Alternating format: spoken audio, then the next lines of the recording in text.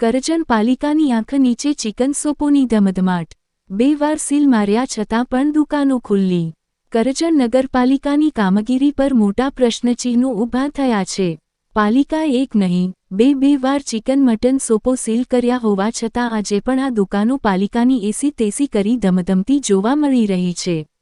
પાલિકાની આંખ નીચે કાયદાનો ભંગ થતો હોય છતાં હજી સુધી કોઈ કાર્યવાહી કરવામાં આવી નથી.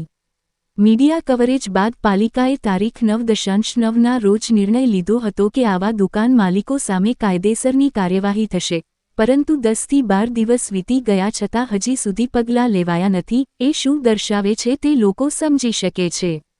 બીજી તરફ ચિકન શોપ ચલાવતા માલિકોના ગંભીર આક્ષેપો છે કે રૂપિયાના વહીવટ આપી સીલ તોડી દુકાનો ચલાવે છે. તો આ વહીવટ કોણ કરે છે એ મોટો સવાલ છે. ચીફ ઓફિસર પાસે આ મુદ્દે પૂછતા શું કહ્યું, સાંભળો.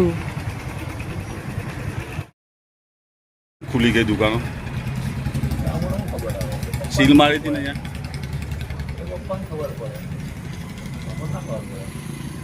તમે ખોલ નાખ્યા સીલો?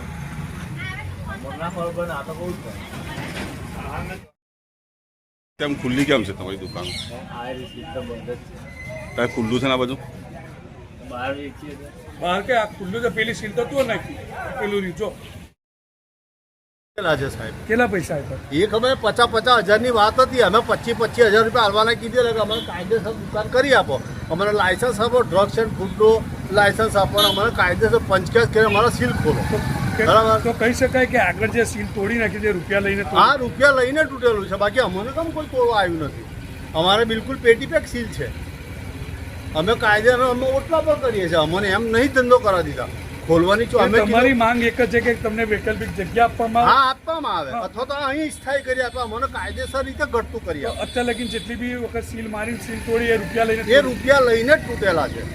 શું નામ તમારું? મારું નામ શોકતભાઈ પીરુ. કરજણ નગરપાલિકા જેની અંદર ચિકન મટનની જે શોપો ચાલી રહી છે, પાલિકા દ્વારા 2 વખત સીલ મારવામાં આવી, તેમ છતાં સીલ તોડી અને કામ ધંધો ચાલી રહ્યો છે. શું કહેશો આ બાબતે? આ અંગે વિવિધ કક્ષાએથી અમને અને અમારા એસઆઈશ્રીને પણ આ બાબતમાં જાણ થયેલ છે અને એની અમે વિડીયોગ્રાફી ફોટોગ્રાફી કરાવીને એનો રિપોર્ટ એસઆઈશ્રી પાસે મેળવેલ છે. હવે આગળ પોલીસ કાર્યવાહી કરવાની કાર્યવાહી ચાલુ છે.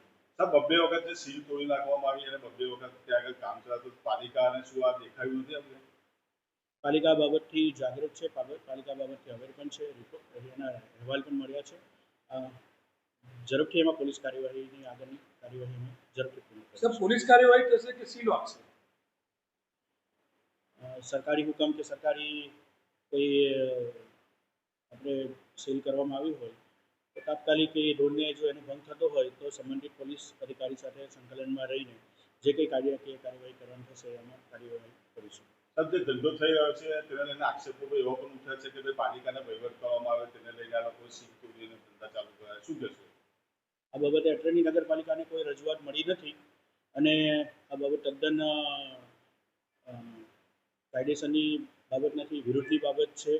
નગરપાલિકા કોઈને આ બાબતે પ્રોત્સાહન આપતી નથી અને કાયદેસર કાર્યવાહી કરવા માટે બંધાયેલ છે. સર, ચિકન શોપના એક દુકાનદારે ખુલ્લેઆમ આક્ષેપ કરી ગયું 50,000 રૂપિયા આપવામાં આવ્યા હતા, શું કહેશું સર?